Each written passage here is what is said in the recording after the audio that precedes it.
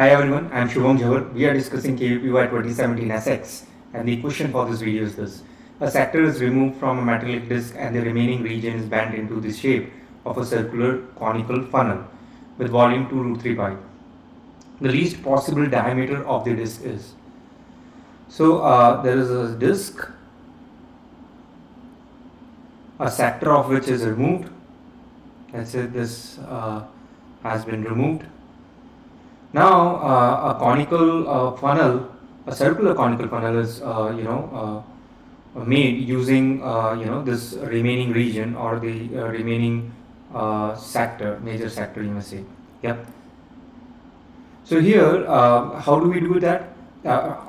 Just to help you visualize what's happening, you coincide this line with this line. Let me just help you better. You coincide this line with this line, and as you do that, a conical funnel gets created. And if you see carefully, if the radius of this circular disc is r, and we want to find least possible diameter, which essentially means least possible radius times 2, then the slant height of cone is also r. The slant height of cone is also r. Yeah. And let's say let x be radius of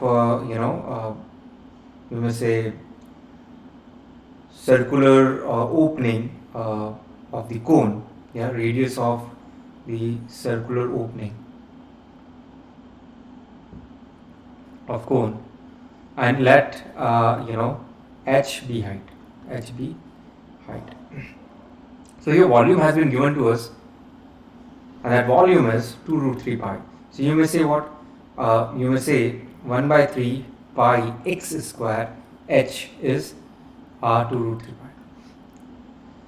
So this cancels out, and what you get is x square h is equal to 6 root 3. Now, we also know that slant height is square, and the slant height would be r. R square is equal to x square plus h square, radius square plus height square in case of a cone. Yep.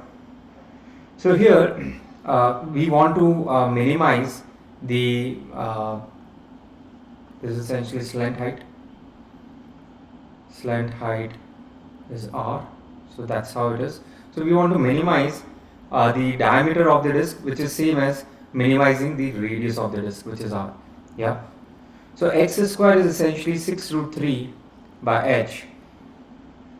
So that's what r square is. And of course, minimizing diameter is equivalent to minimizing radius is equivalent to minimizing r square. Yeah, radius square. Yeah. So what you do is you minimize this, and to minimize we take use of derivative. Yeah, so you'll put derivative equal to 0, in which case you get 2h is equal to minus 6 root 3 by h square. Yeah.